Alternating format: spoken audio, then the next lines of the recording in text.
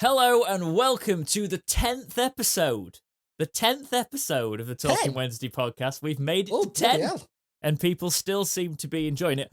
Other than the fact that we did put our breakout out of, because we've got breakups. If you're an audio listener that listens to all these, we clip up certain topics and little bits of it and put it on the YouTube channel.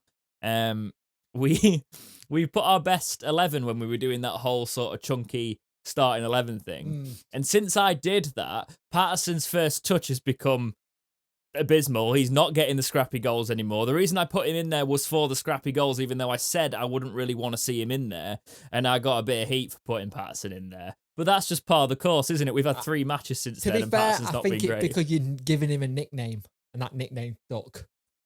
I don't know what you're talking about. I don't know what I was responsible for at all there. But no, I hope this podcast finds you well. I am Dexterity Box, joined. I tell you what, introduce yourself, my friend, for once. I am Chef41. I have my own channel on all things, basically all Wednesday, as you all know. If you're used to watching us, if you're not, hi, I'm Jake. I do I'm Chef41, and that's how I do stuff. And I make my words up because I'm not very good at speaking. Wonderful. Well, the reason I'm not like dictator host, the reason I usually introduce us both is because we're doing this virtually. Obviously, we're not sat in the same room. I sort of just say, do you want to introduce yourself? And then I sit there in silence and it's awkward. So that's why we didn't do that in the past. Wasn't being dictator. Promise. We've got a decent show lined up for you today. We are recording this straight after the Barnsley win, which is... I don't know how to describe the feeling of a win after so long. I don't think I've got any nails left on my hands, but we'll talk about all of that a little later on. After we just we're going to get into the reviews, but before we do that, how's your week been, Jake? Not too bad. It's been a weird one because I've just had lots of stuff going on. Apart from the big one for me this week is finding out I'm actually definitely going to need shoulder surgery at some point, which is going to suck, but I'm getting old now, and when you get old things start to like break, so make sure you renew your MOT, James, and make sure you're set, because if you don't, you're screwed. Yeah, well, we were talking about this earlier because I was meant to have my my Microsoft job a little bit earlier with my fun name for it, obviously. But no, they had a bit of a mess up with some of my stuff, and I've got it finally sorted. By the time you listen to this podcast, I should be all Bill Gates should know everything about it. I will be Windows 20 integrated, so hopefully we will be. Is that better than Windows Vista? Yeah, just a bit. It's like that's the great thing. I've heard if you sign up for the vaccine, we're on Windows 10 at the minute, but you actually skip forward 10 operating systems and you get Windows 20. So nice. Yeah, how's your week been? It's been all right, mate. It's been obviously the football. We did the streams for Huddersfield, and it was just a case of on the football terms, it was quite a bit of despair for a lot of it. But in general, it's just a case of trying to get used to this. A lot of it has been a case of trying to look at a roadmap out of lockdown and out of all of this and stuff, and getting the vaccine and sorted all that sort of thing, and just trying to like sort of plan as much as we can do, because it's been a year of this now, hasn't it? Yeah. So it's a case of like just trying to get back to some sort of structured normality and where I can see myself in a couple of months, sort of thing. And also, I've been trying to get myself back into shape, and I'm sure a lot of you are feeling that out there. The physicality of lockdown is not great because I stopped going to the gym before, but I was running every day. I'm quite bad with cardio for multiple reasons, but because I'd gone to the gym for like a year solid, I'd got good cardio base. So when my gym membership ran out, because I booked it yearly, I was like, sod it, I'm gonna just run all the time. Yeah, but you know what your other problem is, though, don't you? Well, when you're on stage, it's like a workout because you're a musician. No, exactly. So that's the thing. I could eat pizza and drink beer all summer. Well, I'm an ex-drummer, so whenever I used to drum, it felt like one big massive workout. And I used to find it funny when like bass players just would look at me and go, "You okay?" "Yeah, I'm fine. I've just been doing all the donkey work and like moving my limbs." I said, "I just stand in the corner and no one noticed me." What bass players do. Well, it doesn't help that I took a year off before that. I only did like a bar at Tramlines that I always used to like to do. Asked me to do like just a set. So I was like, I'll go out with the acoustic guitar, but I was so unfit for that. And it was a short set anyway, but I realized, and then you added on a year of that, of me trying to be careful when I'm on my runs, and all my run routes that were fine before lockdown have now just got dog walkers all over them. So you can constantly have to slow down because trying to run past dogs, you don't really know what they're going to do. No. You don't want to obviously because some dogs are playful, some will run up to you sort of thing. It just threw it all off. So if you are in that boat of struggling with your fitness, we're all there. So I'm just going to have to, I'm trying to slowly build that all up now. Now, if certain people are going back into work, it's a little bit quieter. I'm trying to go for long walks, that sort of thing. Long walks on the beach, all of that. But yeah, that is the personal bit of the podcast going over. As always, if you want to ask us any general questions, they can also go in the community topics. At a time where Wednesday aren't the best football club in the world, we are happy to make this podcast for the long form. Obviously, the breakouts won't be like, what's our favourite food or things like that. But any like interesting things, funny things, we will chat to you about them because it's more about a community podcast. And to be fair, I think we get favourite food and drinks when you do your live streams a lot. We do, that's true. That's true. But obviously we don't really get to chat about it. So anything that you fancy on the... And also, it's worth mentioning at the start of this actually now, while we're still in the housekeeping segment, there is no Wednesday matches until like 31st of March now, I believe. So you're currently watching this if you're watching the full length when it's come out on the 21st. So there is still going to be a Talking Wednesday podcast. So next week is going to be heavily focused on your older topics that we've been saving, but we also want all your sort of suggestions, what we could talk about in the community tab when we post it, because it's going to be very heavily based on what you guys want us to talk about. And I say this in the best way possible. Please don't just ask us the very obvious questions that we're going to answer anyway. So I'm asking us about...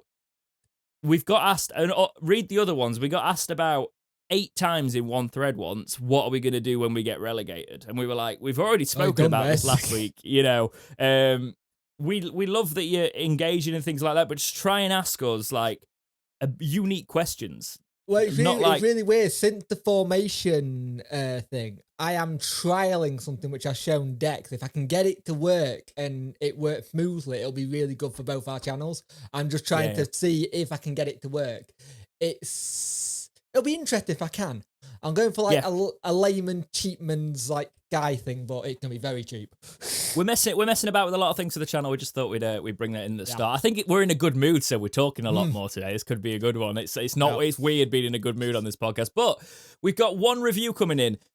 Can we have some more reviews, please? Apple Podcasts, if you've not got an account on there, or Podchaser. We do need to build up the audio reviews to get the audio listeners in there. We do have a steady number of audio numbers, but obviously our video watchers, they even watch the full-length podcast. It's doing really well. YouTube's our platform. We get it. But like, if you can just go and leave a review so the people who are on the audio reviews realize that actually this podcast's pretty cool. To be fair, you might have but more when people start going back to work, because I know a lot of people listen to podcasts while they're driving. Well, no, I do, right? So I understand that you might be an audio listener in the future, but for now you're a visual watcher because you can just have it on in the background while you're working from home. I'm doing that with my podcast at the minute. I've gone to all the video versions, so I'm sort of talking about my own thing here. Literally, that's probably what the situation is. But leave us nice reviews like the Owls94 did. Wednesday Waffle with Passion. This podcast provides therapy for all Wednesday fans. During this time of despair, the two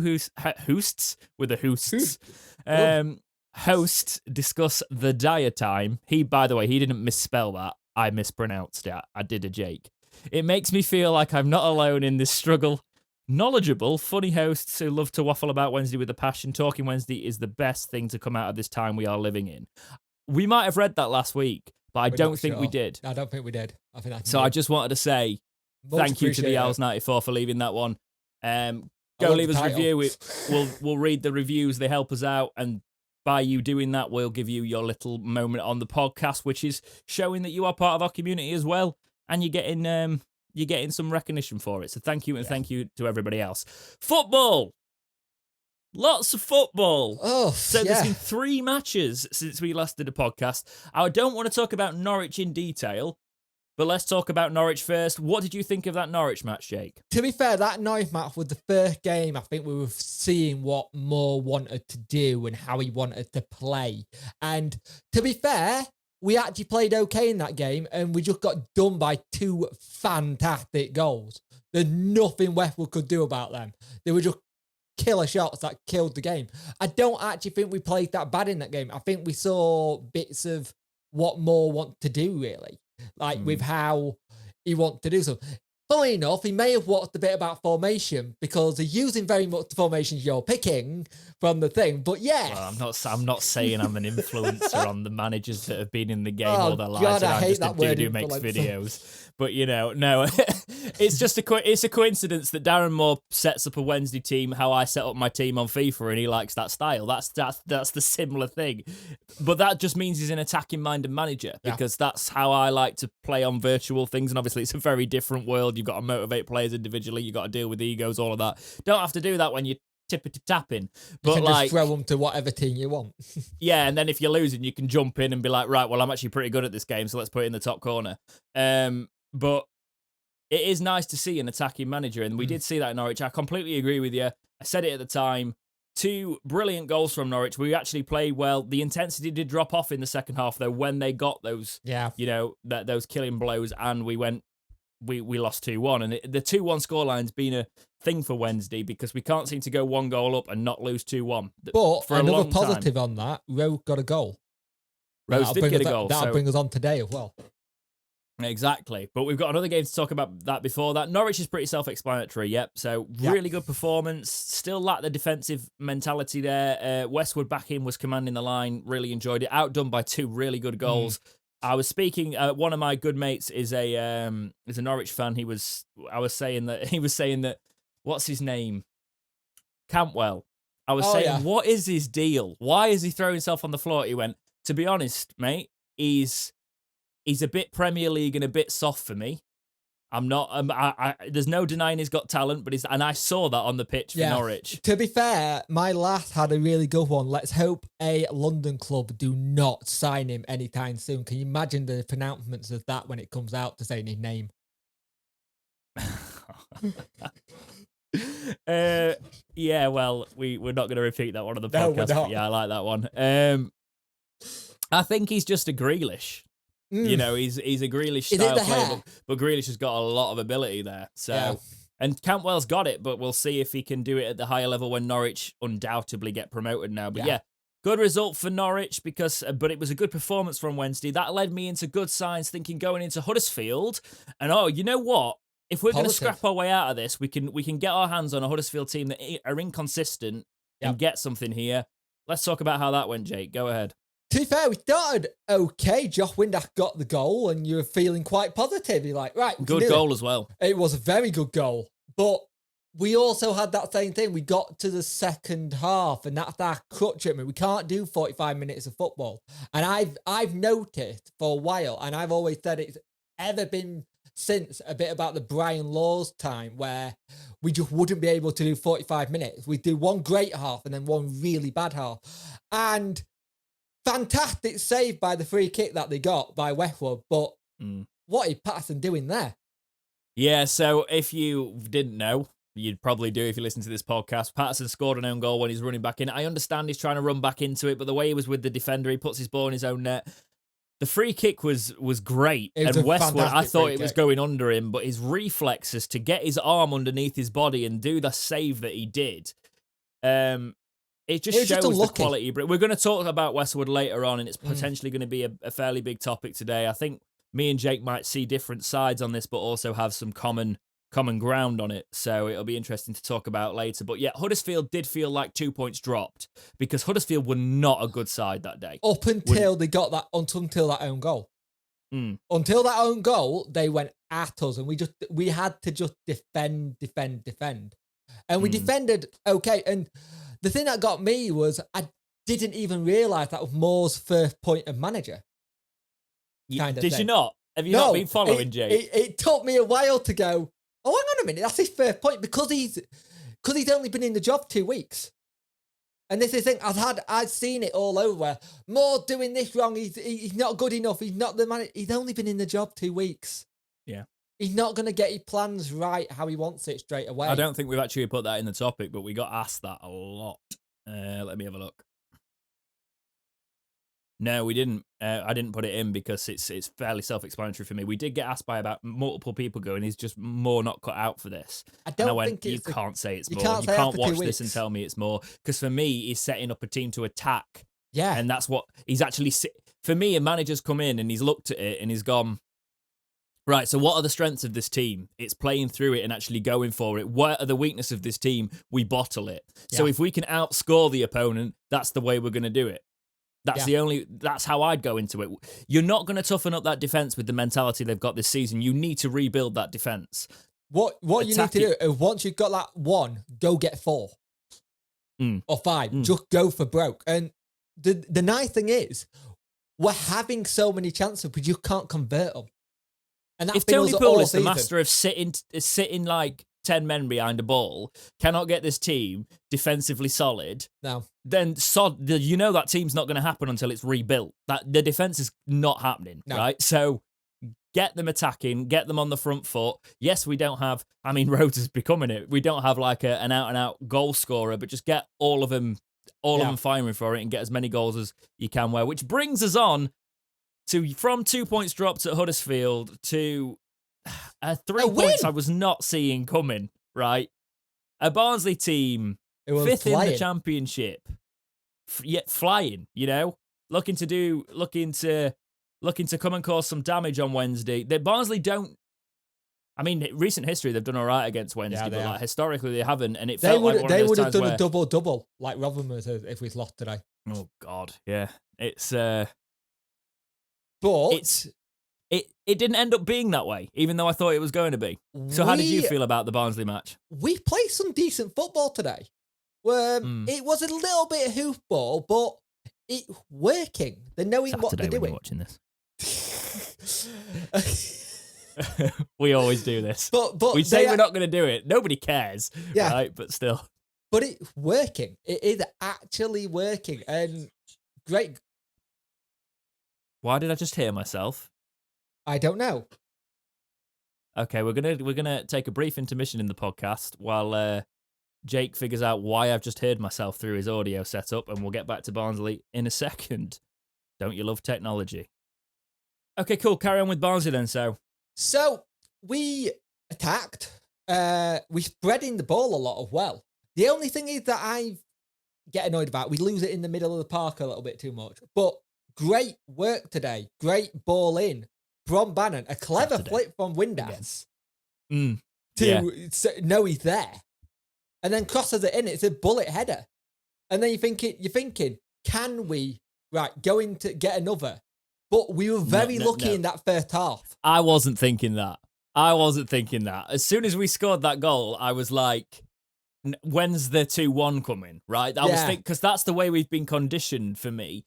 I will say, well, you were just about to talk about the luck that was right in there. I want to see it again because it wasn't, Barnsley had a goal ruled out from a scrap in the box. Now, I think it was a foul on Tom Lees. I don't think it was a foul on... Yeah, that's what's been said afterwards. We haven't even mentioned Westwood got injured in the warm-up. Yeah, so straight away we were like, Westwood's out. That's the defensive organisation. We may as well call it now. And I've got to say, right, fair play. But Wildsmith, he made a few catches and things today. But Wildsmith was still the worrying part of this. And I am worried with the Westwood thing, not getting him back could mean bad things for the rest of the season, because what we're saying about this thing where Barnsley had the ball in the back of the net, Wildsmith just dropped it, right? It came in and he parried it, but he went to do the stop and the catch. He didn't do the stop and the catch. He did get his hands to it, but it just came straight through and went on the floor, and Barnsley had it in the back of the net. Then they had that chance in the first half where it came across to him and he went to catch it and put his body back. He damn. The ball was already gone past him. And then Irigidi has to look at it, fly over him, and has to do some defensive work, Then and also, early on, Irigidi did get beaten once. Irigidi was very solid. He did get beaten once, though, today. They could have been 1-0 up in the first, 3 minutes because there was a tap-in at that back post, and Irigidi just completely let himself get bullied off it, which he doesn't usually do, but he needs to switch on from the start. It shows that our players aren't there always. But then there was also the grabbing in the box of Lees already on a yellow card, which could have been a penalty any other way. We rode our luck today. And the first half, you were going in, okay, we're lucky to be 1-0 up. We could do with more. Second half, you're thinking, we're going to crumble this. We all think the same. We're all thinking we're going to crumble. Josh Windass, I apologise every single time. You had pace, my man. You really do have pace. You did some really good That's work. going to be an infamy, that, because I was just my face when you first said that Josh Windass didn't have pace, and I was like, I think it because I saw who were managing and how he was being played. Yeah, but even then you could tell the pace. Yeah. Also, it's a case of Windass was. We got something to talk about Windass as well. Yeah, we're going to talk about because there was a little spat, and we'll talk about it later on. But for me, Windass today was decent, and he lays it off to Rhodes unselfishly, and Rhodes can get his second. But you could also tell that something been said with Windass because he was doing that a lot. He was trying to be less selfish. He was trying to see the thing. And we will talk about that when we talk about Windass a little bit more. Yeah. But Pelupessy also, can I just shout out in that build-up, he was the one that got fouled and did the work and got the advantage on him, and that's how Windass could then snatch the ball, run with it, lay it off to Rhodes. It's 2-0. I still wasn't confident at 2-0. No, I was wasn't. less confident when they scored it was a decent goal, in fairness. It was decent, yeah. Again, I'm sick of Wildsmith just standing there and watching curved balls go around him, curved goals. The bit that got me in the second half was there was a point where the ball went through, they dummied it, and they went to go in. And Yogidi's like, are you coming for this or what? To Wildsmith. And he don't come. So he shields it out, gets it out, and he's actually shouting at Wildsmith going, what the hell? It's your ball. Why is one of the youngest players in our team turning around to quite an experienced goalkeeper? Why are you not getting that? No. He's not experienced. He's aged. There's a difference. He's an older goalkeeper. He's not an experienced goalkeeper, and that's the difficulty. Yeah, that's true. I can't believe he's playing for us, and he's not been loaned out. He's not had a loan spell. It's like we're scared to loan players out just in case a team might like them and buy them, and we don't want money. Well, I don't think it's that. I think it's just a case of trying to keep them and trusting our academy to bring them through the ranks, But it's a case of it's clearly not working so far. So send them out on loan. Let them. It got do very it in League One. Squeaky bum time though when that one went in, didn't it? When it got to 2-1, they really went for it. But Green came on and Green looked okay. He had a good run at one point, and he did. He got some pace going forward, and we held on. We got that much needed win. And the big thing you saw at the end of that was Bannon doing a usual screaming yes, and immediately going to Jordan Rose and doing a bear hug. And the whole team basically went to Jordan Rhodes and just went, yeah, we trust you. Kind of. I mean, I've got no nails left now at all. But it was a much needed 3 points. And Wednesday, obviously we're still not in the best position. Rotherham. No. They beat Bristol City 2-0, I think. Birmingham lost. But it's not enough if Rotherham don't fall, unless Coventry fall off. Rotherham still got games in hand, haven't they? Have they got 3? Yeah, they have. They've got too many for us to even think about Rotherham getting caught in this, especially if they keep winning. That's the thing. We are now, if you look at it, because if you look at it when you take Rotherham out of it, and you think Rotherham had played the same games as us, and they're only 3 points ahead of us, we're only 6 points off Birmingham, but we've got a game in hand. So you win that, and then you're looking at a match, you know, and that's where it goes. It might be more survivable. The kicker for us, and the annoying thing is Rotherham's games in hand. That's. But we can all we can do is play the matches. We can only concentrate on ourselves and try and take it. Yeah. Definitely. I think I've seen a lot of people getting annoyed with Moore when he's saying that, but he's right. We can only look at ourselves. There's no point looking at anyone else. And we're not going to talk about. We're actually doing something quite different at the end of this podcast. Something that we're trialing for the future. But we're not going to look at the upcoming matches for Wednesday because there's time to play in them. We might get some players coming back from injury. We obviously don't know the Westwood situation, things like that. So we aren't going to talk about the matches that are coming up next time. We'll be doing that on the next podcast probably because that's a little bit closer to the. It was a good win. It was much needed. It's nice to be sat here going, we've won a game. I genuinely forgot what the rush felt like when you get a win. Yeah, and it's a good feeling. I think it's the reason we're in a positive mood because yes, the outlook is bleak, but seeing that like a good, but it's not like we just beat Barnsley, right? Because you usually say because this is probably a little bit unfair, but like a lot of teams see Barnsley and think that team that are destined for like always relegated to the Championship and promoted back up, But this Barnsley side are a good. They remind me of the Wednesday side under that first season of Carlos in terms of the form they put on.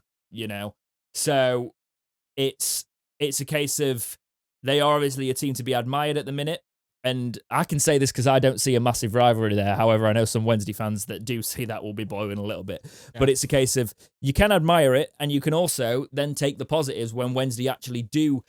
The great thing for me is that second half we didn't crumble. They scored a great goal, but there was not that defensive fragility. And to be fair, there. Defensively, once that one goal went in, you saw Barry Bannon, captain, go, come on, keep our heads. Yeah. And he was going round most of them going, keep our heads, we can do that. And that's the first time in a while I've seen Barry Bannon go and be captain and do that. Not just also, but Borner, or Burner, however you meant to pronounce it, is... don't ask me. is the...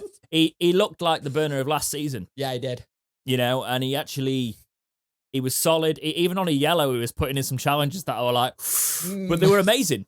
Yeah. You know, inch perfect tackles that if they weren't inch perfect, he's off. He's got his second yellow. You know, he put in such a shift. Tom Lee's put in a shift. He was a bit worrying a little bit. Best game I've seen Reach in a while.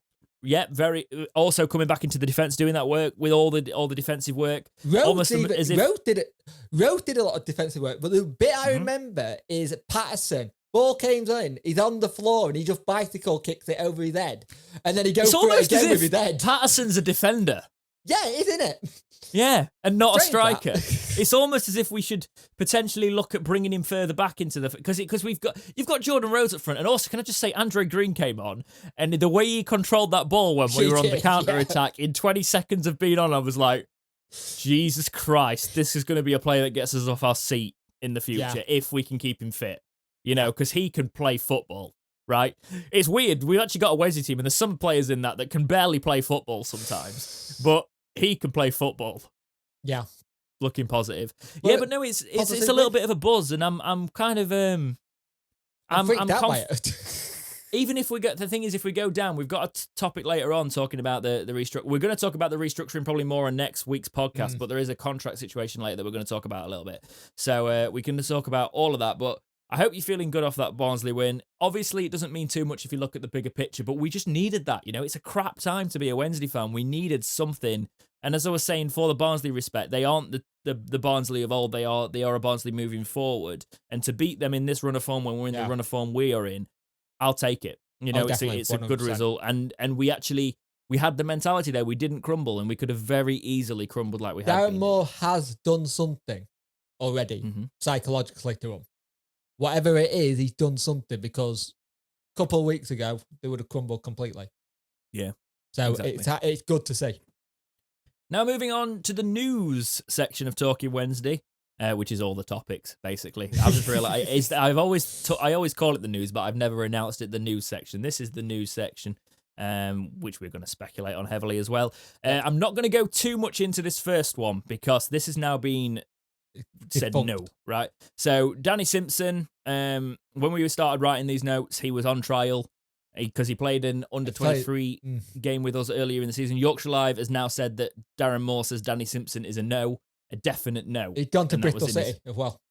Yeah, he's training with Bristol City. No, I think he might have signed. Oh, has he signed? Yeah, White Pearson, isn't it? Yeah, that's a good point. So it's the reason I've left it in is because it's interesting that we considered it, right? Because it's a 34-year-old, last played at Huddersfield, released, obviously a Manchester United youngster that went on loan numerous times and then did things. You know, he's done things at the top level. He's been around.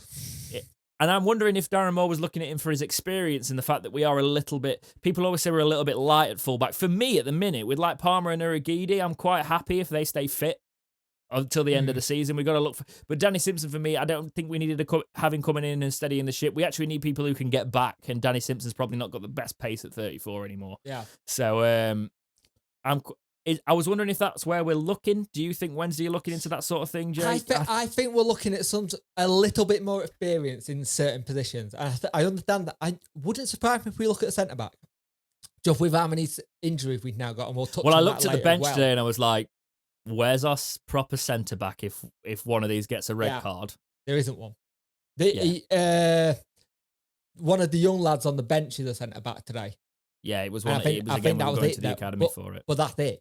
So I'm wondering if he's just trying to see if he can get someone in, like on an end-of-season deal. If you do well, there might be a deal ready for you in the summer, kind of thing. If we get relegated and you don't want to play at that level, no hard feelings sort of thing off your pot, you've tried. Yeah. It feels like something like getting paid cash in hand kind of thing. Yep. So, But yeah, Danny Simpson, I'm kind of glad we didn't go for it in the end. I wasn't, to be honest, it wouldn't have been the end of the world for me. It could have been the thing, we need more hands on deck. However, I don't want to see this one that we're about to report on, and you might, some fans out there might. I'm not. Right. The Star reported early in the week that Ravel Morrison is training with us. Now, this most recent update comes from an interview with Darren Moore again, the Star again. Ravel is one that's come on the radar. It's something that's been looked at and nothing has been decided. We know about his talent. We know about his ability. We know all about that. He's come on the radar because he's out there on a free and wanting to get in somewhere and play some football. We don't doubt his ability, but we've just got to look at it and consider whether he's the right one for us. That can be all in this moment. I think Ravel, personally, and this is possibly quite a bold statement, but he is everything to do with that attitude over ability player, right? Because everybody always he always gets a deal. He is the typical, that youngster that was talked about, that people still think has got bags of potential because he was always talked about as a potential youngster. And people don't realise that I've put in big capital letters here. He's 28 years old and he's made 140 appearances over his entire career at 28. Says a lot, really, doesn't it? And they were for so many different clubs, right? The most appearances he's made is for Birmingham in the 12-13 season, and that was 30 appearances. There's only 2 other seasons in which he's made over 20 appearances. I dug into this because it was annoying me when I saw it linked. In the last 2 years, he's made 12 appearances at Sheffield United, Middlesbrough, and Ado Den Haag combined. 12 appearances combined across 3 clubs over the last 2 years. 12. Yeah. He screams of one of those players who've got a lot of potential and can play. How's he got potential at 28 now? No, I meant ability-wise. Ability, yeah, fair. But not saying you haven't got potential if you're a 28-year-old, but in football terms, let's be honest, you're getting ready for the slippers and the commentary. Yeah, but at the same time, it is a very lengthy signing in terms of you look at Hutch, you look at Bannon. I know they were like 26, a lot younger, but we have in times gone down to the players who have been not got someone, then they come and done well. 28, yes, he's still. He's near the twilight of his career, and you can't. Actually, I want to retract what I just said, because the reason I've said that for Ravel Morrison is, yes, that's probably true in Ravel Morrison's case, but it's actually the prime of your career. But I can't see it being the prime of his career when he's had 12 appearances in the last 2 years. That's what I mean. Sort of the 26 to 30 can be a real prime. It is the prime of your career. But for him, it's almost as if he's looking for another couple of paydays because he knows he's going to be done by like 31, and he's not. I don't know. I can't remember which podcast it was on. He was on a podcast recently, and he spoke well, and but it screamed to me that kind of whole. I'm just looking, like they're looking for a payout kind of thing and stuff. There's Chelsea loanees who's had more appearances than he's had, and they go out on loan everywhere, kind of thing. He sounds like no. I don't know what he will bring to this team. I don't want it to upset the apple cart because you bring him in. If we went down to League One, yes, definitely. Would you want to do that, though? Just because I think it would be a good thing. Championship, I won't want him. You can get a better player, and you might have to pay a bit. I don't know on terms of ability, because from ability, people say he's got it. Like, look, Sheffield United promoted Premier League side. Well, go on attitude then. You probably get a better player attitude who might not have the right ability, but they've got the attitude and they'll run through bricks. You have just said he spoke well on that podcast, though. Is his attitude improving? Is it one of those things? I'm trying to look at it from all perspectives here, because I don't want to just slam a player on based off the previous history. I'm a big believer in player growth and things like that. But I just look at his last 2 years and I'm like, unless he is coming to Wednesday because he wants to prove a point and he can get there and he can actually do the right thing. The one thing I would be cautious with, if we're talking contracts here, is be really careful with the deal you give him. And also, if some Wednesday fans are not going to like this, but if Chris Wilder can't get something out of him, and he's I think even Wednesday fans respect what Wilder did. But I know somehow some people are. But yeah, Wild is well known for getting players who haven't done well at clubs and get them to play well. And if Wild doesn't think it's there, kind of says it all for me. I've got to look at the signs of people like Kieran Lee, who were the same. They were talked about having attitude issues. They came in and it was the right club and the right fit at the right time. And for Kieran Lee, it definitely was that with Wednesday.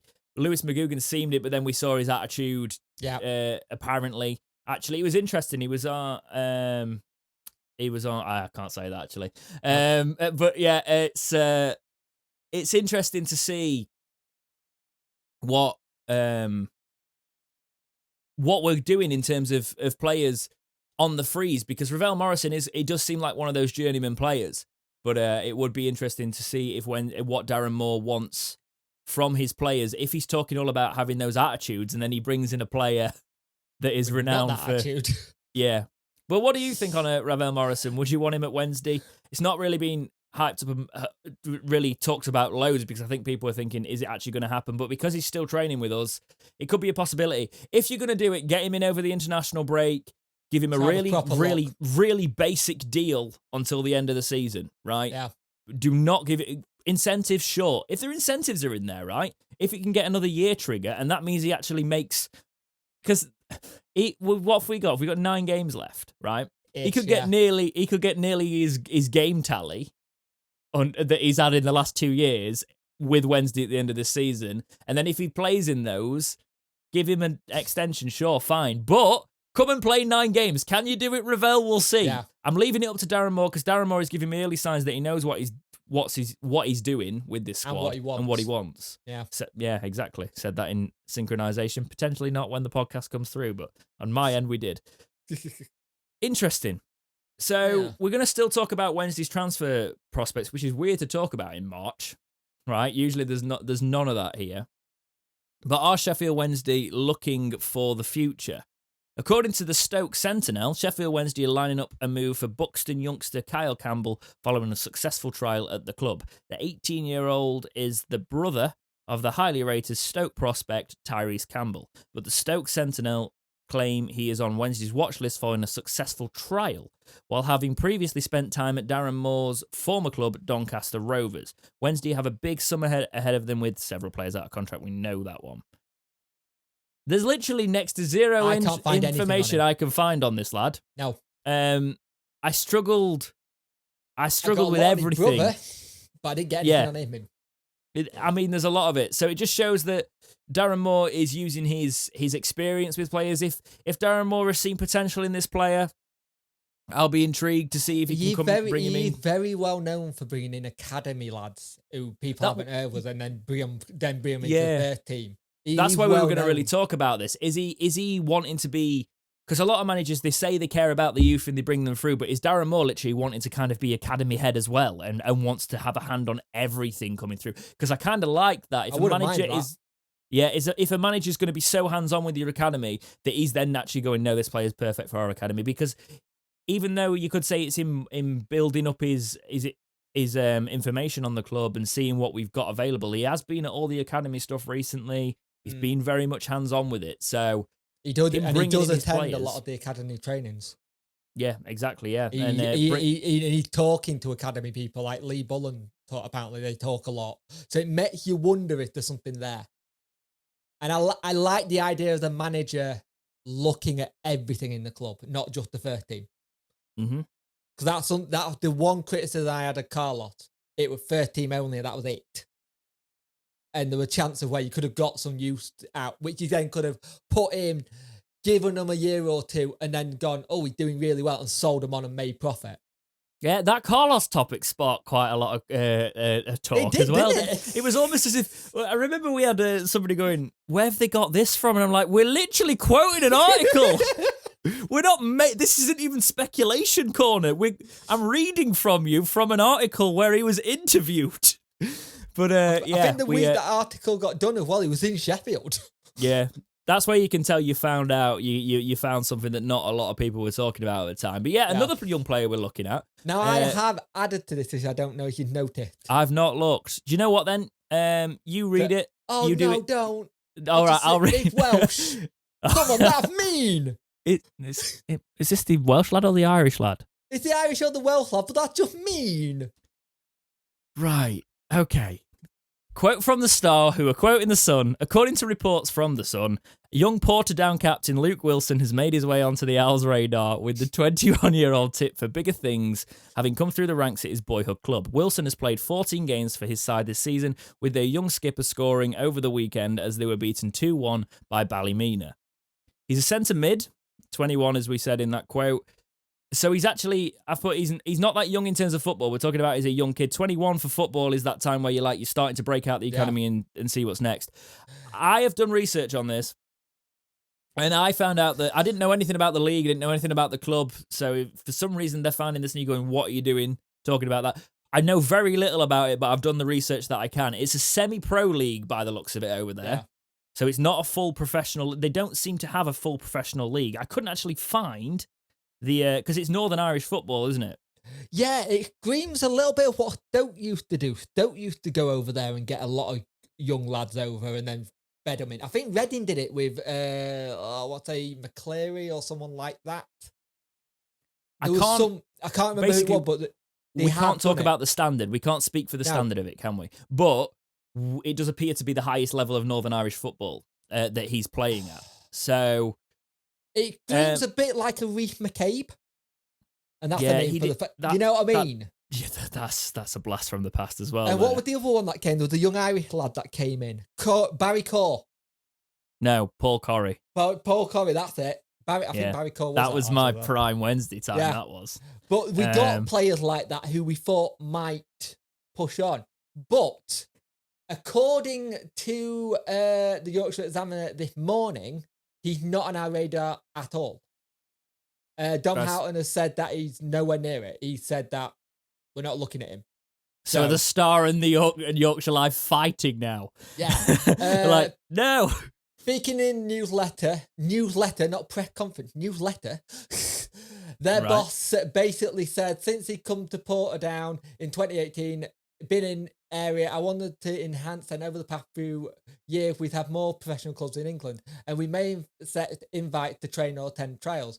The rumours over Luke and Sheffield Wednesday came out the blue and they are certainly not holding any talks. Well, I don't think... Hang on. Right, I'm just reading that quote again. They never said the talk... That just because there's no talks there doesn't mean we aren't interested in him, right?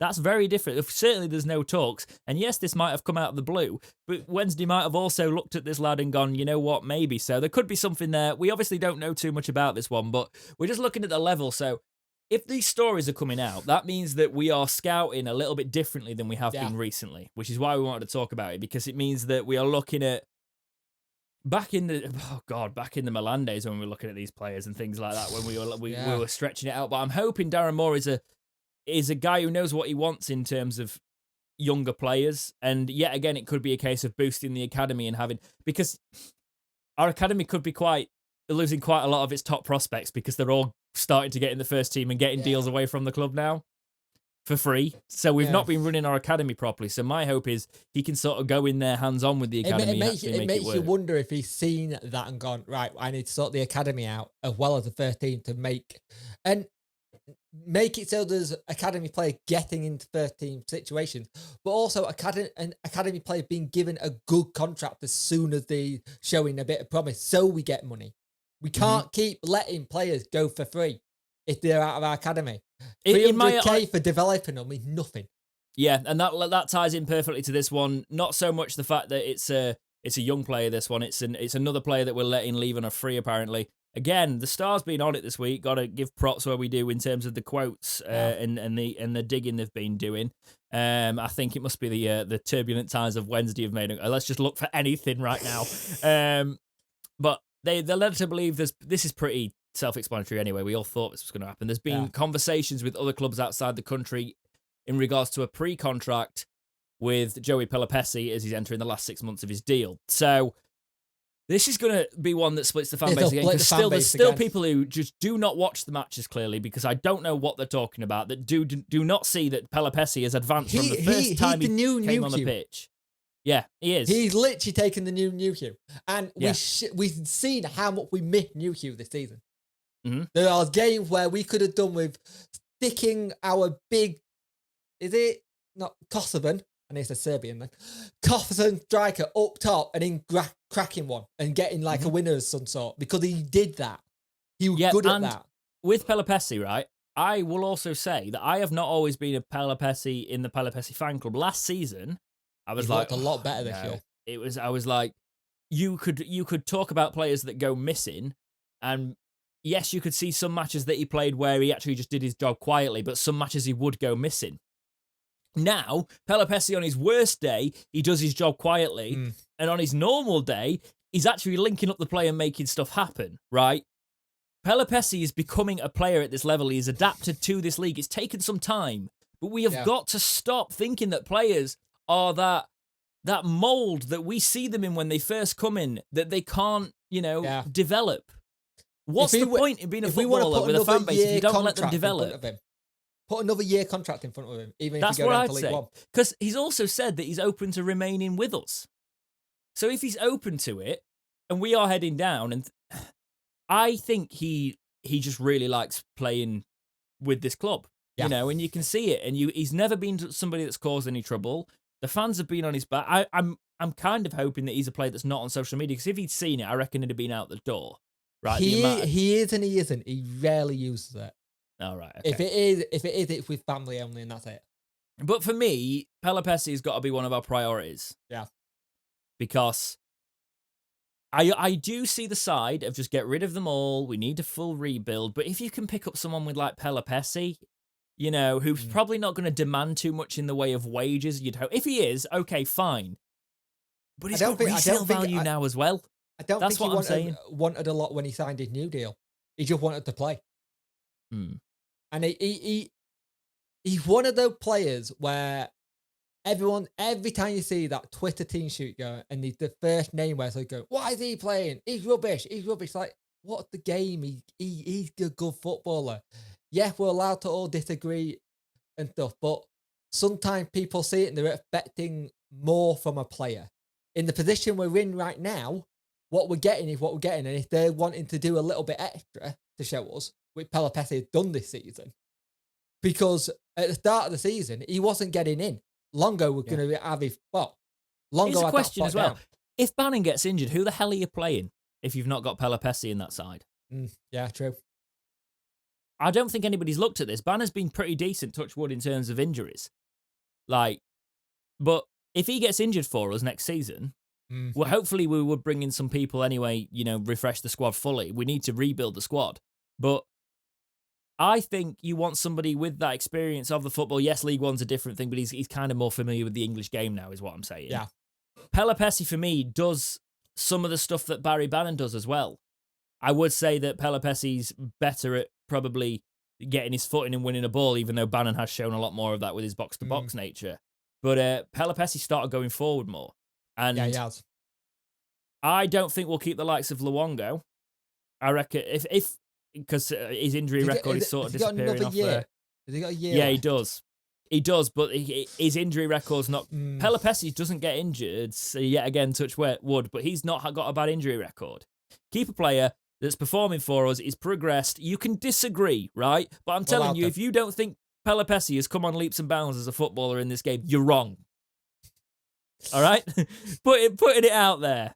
You can disagree that you don't want him in the squad. You can disagree that, but you're still wrong. Is that what you're trying to say? They can disagree that they don't want him to sign a new deal and they think we can do better. That's fine. But you cannot say he's not become a better footballer because he has. Right? That's what I'm saying. Because if you've watched the matches, you can see that. Okay, he might still not be the kind of player you want or to the Wednesday standard, but he has come on as a player. And for me, he has met that standard. And you can't really pick out individuals into a team that's been so poor. But Pelupessy's progression, for me, shows give him a small deal, give him that sort of thing, and see how he does, because he's a very good on the ball midfielder now. Yeah. Okay? And we haven't got much more than that. And you've got to remember, if we drop players that have got a bit of sentiment for the club, like Pelupessy seems to have, you don't just buy them in, right? No. Without rolling the dice completely, because you might want a rebuild, but what if we do it again and we bring in crap that takes a couple of years to develop? A couple of years in League One. Yeah. Exactly. But yeah, that's the Pelupessy one. The other one where I'm going to get on my little soapbox is I've brought this one in because this is one that I think a lot of people romanticize as well, and probably one of the ones that does that a little bit. But I'm trying to look at it objectively. Should Kieran Westwood be our priority of re-signing? Now, this is difficult because you and me even had a bit of a disagreement leading into the Barnsley match, because he had to pull out from the squad with the injury at the last minute. However, it's an injury that he already had, right? We said we'll talk about his injury in a minute. This is, my feeling is that he should be our priority at the minute. I want to get your thoughts on it, but he spoke well in his Barnsley interview, talking about things honestly. We haven't had that refreshing honesty in a long while. Wasn't afraid to talk about I forgot you Mancunian accent. I always forget he's got a Mancunian accent. No, I don't. I always like, what do you mean he's Ireland's goalkeeper? Because when I first heard him, he's just got a Manc accent, hasn't he? So wasn't afraid to talk about the us dropping down to League One like a lot of players were. Then we were like, oh no, that's not going to happen. But he was like, well, realistically, yeah, it could happen. He wasn't going to like cover his ears and duck down, you know? Mm. He's talked about how he's never had a relegation on his CV and that it actually hurt him because he's obviously coming towards the end of his career and he doesn't really want one on his CV. And he mentioned no contract talks have been had and he doesn't expect them given the club's current situation. So we've not took anything to him sort of thing so far. Well, that's what he says anyway. He also said that nothing could take away from his time at the club and his love of the club. That gives me worrying signs when you're talking that regard, no matter what happens. The club, funnily, however, when I watched their interview with Westwood, edited this bit out of the YouTube video on their official channel. And the star, who obviously was part of that actual interview, quoted it. So what we didn't get in that cut was Westwood saying, at the start of the season, I wasn't involved and I probably should have left. I had a few opportunities to go. And if I'm honest, for the first time in my Sheffield Wednesday career, I actually wanted to leave in the summer. A few things couldn't get sorted. There were a few options and I did want to go because I wasn't involved. I wasn't even in the 25-man squad. So it was in my best interest to leave. I didn't want to stay and do nothing, but I do love it here. And when asked more about him staying, he says, I've loved it here and I'd 100% consider it. Of course I would. I've been here ages and I love it. What's your thought on Westwood? Is he essential to us, Jake? Yes and no. I've got two bits on this. Right. His injury record as he's getting older hasn't been great, let's be fair. We lost more games to injury. But that being said, we lost him for two huge periods with two managers where we just didn't see him. Mm. How well did we play during those phases as well? Not well. There were not great spells. So it shows you how much of a leader he is at the back, and that's something we don't have. But if you're thinking about trying to build for the future, it's a difficult one because we've not had a keeper situation where we built in that position. And we're going back to what we've done before. In the past, we had Lee Grant, he went off to Stoke. We had Chris Kirkland for a while. Then other people came in. You know what I mean? No, Chris Kirkland obviously he was succeeded by Westwood. Was he succeeded by Westwood? Yeah, because he was better. Yeah. Technically, sorry, I really like Chris Kirkland as a goalkeeper. So do I. But at the times in the career, Westwood came in and was absolutely solid. So it was difficult. But do you know what I mean? We've not been good at making sure there's another keeper ready. No, we've relied on Wildsmith and Dawson, and what I'm saying here, the reason I think he's essential is I would give Westwood another year over relying on keeper after Barnsley like Wildsmith's position, because there's a chance that Westwood stays fit, right? Because this is what people don't see. This is a keeper that's in his 30s, right? And has been dropped for successive spells, and we're expecting him to come back and be able to play at that full intensity and not pick up some injuries. If we actually play him, he can actually get back to that, you know? You do pick up injuries when you don't play for a while and you are not at that same level, because, of course, Kieran Westwood, for the times he's been in and out of this team, he's not going to have the same level of intensity. That's just not going to happen. Especially since you're seeing him coming in this season. There's no preseason. Yeah. He got dragged in as well because Pulis was like, I see his qualities. And he was like, he's just said in this interview, he was not playing, right? He was not playing. He was looking at going and he was training at home. He was, and Training at home, that's a good point. He was doing that. He was occasionally playing for the 23s. That was to try and get his fitness up for a move. Yeah. He was out the door, and then he's come back in, and he's shown the passion for the club and been one of the players to do it and bring the defensive line, and he organises that line. And it's also, would he want to go down to League One if we went down? That's the thing. That's why I'm wondering if he's saying he's consider it, because I think we'd have to put a fairly nice offer on him. Maybe give him a 2-year deal if we drop down and give him a coaching thing. That's where I started to go like, actually, Westwood, give it back to the... He's got nothing to give back to the club though, has he? Because he's given it all, and we've just done it all already. You forget how long he's been here as well. Yeah. And that's when you know when a club... This is the problem with goalkeepers. Until they retire, you don't really look at like replacing them. If they're still in, it's the one player you always see on the team sheet said, well, that's fine. And whenever you see Westwood's name, you're like, great, we're going to have a great game. The moment we all heard Wildsmith were in, we're all like, uh-oh. And let's be honest, even though we beat Barnsley, Wildsmith made errors. And there's errors there. And yes, you could say he could have it. I don't want his trial by fire to be with us in League One. I do still think probably Wildsmith would be the better option long-term over Dawson, because when Wildsmith has a run of games, he's pretty solid. Didn't we have a worry in that game at one point that Wildsmith went down and we're like, oh crap, is Luke Jackson going to be coming on? Could have been. Could have been. When he went down, it looked like he just got stamped on. I think it was more of a case of it hurt. It's one of those ones. Sentimental value of me says he stays, and for the back four, he stays because he organised, he knows what he did. It's like the back four are really, really scared of him when he starts shouting. Yeah. Kind of thing. Because he will grab them and push People have said he's a bit of of a nutter, and I like that in a way. Keepers. Yeah. All keepers are nutters. But and I think he could be that. He could be that player that keeps. There's not many players I would be really sad to see leave, but when Westwood with what he brings to the team, you've got to just not look on the pitch. He brings such a confidence to the back line. I think building a team around him, not building a team around him, sorry, but like building him at the back, transitioning a new defense with him in goal, right? Makes sense. So bringing in a new defense and then bringing in his sort of the goalkeeper to precede it, to succeed him, would be a better way to do it. Bring him in, know that it's sort of like the twilight, that's going to be it. But he's got his family around, and things like that. So he's settled here.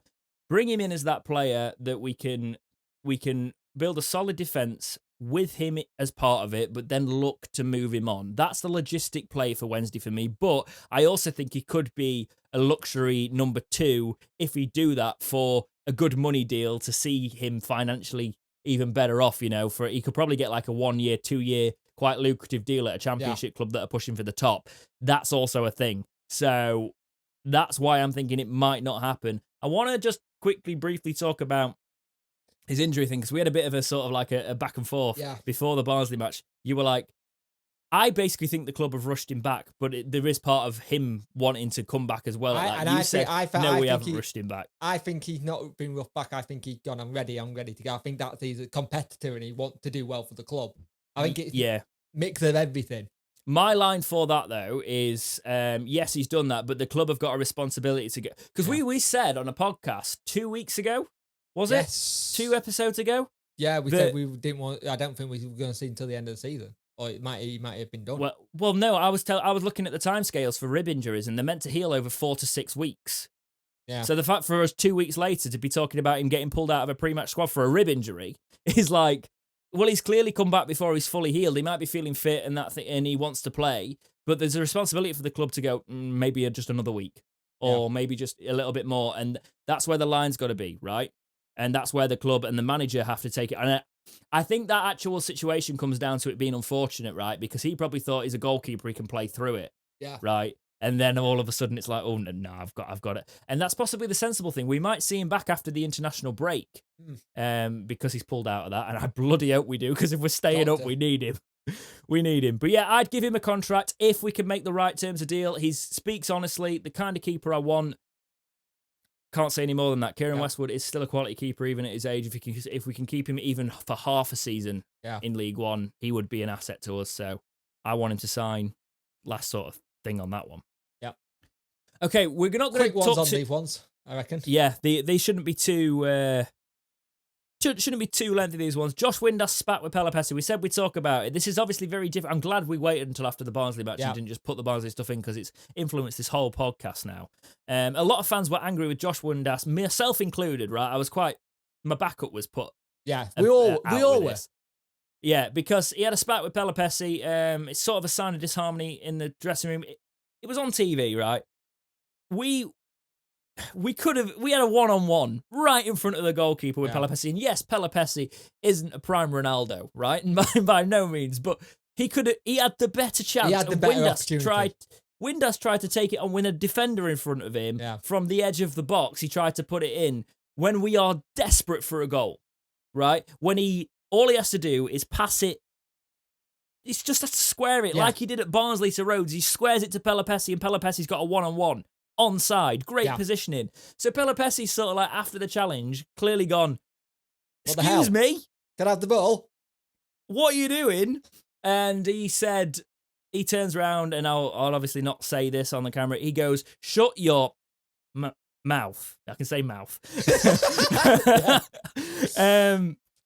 So he turns around and says that. That's what the lip sync was. We obviously didn't hear it, but it's pretty obvious that's what he said. And people are saying, oh, maybe he pointed it at the Norwich player. The way he was looking, the Norwich player's already walked past, so that must have been at Pelupessy. So go on today. I think something got said on Monday with Moore. Moore said, come on, Moore, if the thing's there, go for it. And you look at him today, he played some great balls. He was less selfish today. He played more for the team. So I think it's done and dusted. It is what it is. And I think it's just passion. Which is really annoying because that would have been a hell of a breakout. And now it's not going to be a breakout now because you love drama topics, right? Yeah. You keep saying, why do you post those ones? And I'm like, because if you look at them compared to the other breakouts we do, they do better, right? But it's not going to be a breakout now, I don't think, that one. Because it's Joey deserved more respect from his teammate there. Yep.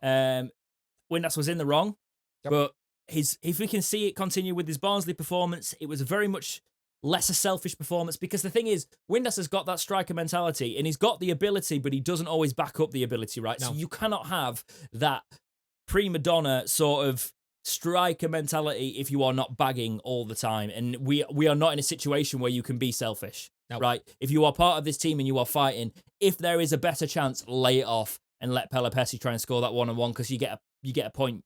At that point in the game, we could have potentially got the 3 points, you know? So, not acceptable. Seems to have booked his ideas up a little bit for Barnsley. We'll see if it continues, one we monitor, because Windass is still in contract. He is attracting, if this becomes a more developing story, we'll talk about it, but apparently he's attracting more interest around for next season, but he is one we've got in contract, and I think Windass's pace, Punk, would be very, very well utilised in League One, especially. And for me, he's a great second striker that does all the legwork. It makes you wonder if you want to go down to League One, though. The Wigan situation was a case of Wigan A needed the cash, and B, there was a falling out with the club. Well, he's in contract, so unless he's got a relegation release, which still means we get some money because they usually are tied to a fee. If he's not down with us, he's getting. The thing is, though, to be fair, if he signed that contract at the start of the season with us knowing we're on -12, I think that's the only thing that worries me. That might be the reason he's got a relegation release clause. So there is that side of it as well. But it's over with. Let's not see it again. It's not nice to see it between our players. I was not happy at the time. I don't think a lot of fans were. We're in this situation. Let's not eat each other alive. The fan base is already doing that, right? Okay. So this I'm not even going to mention now. Not worth it. We were talking. We will briefly mention it. It's not going to be a full topic. We were looking at Birmingham. We're looking for that new manager bounce because Birmingham sacked Karanka, appointed Lee Bauer. It was highly relevant for Wednesday if they put a run together, but they've been. They did play Watford though, didn't they today? Yeah, they got banked 3-0 versus Watford. Yeah, so there is still that side that Lee Bauer might be. Is it Bauer Boyer? They may do. You're asking me. What the hell? They might put. Sorry, I keep doing it. They might put a run together. Do you not like me or something? Do you want me to make mistakes with how I? Honestly, mate. I'm just in the flow of it. We said it could be highly relevant to Wednesday if they put together a run of fixtures.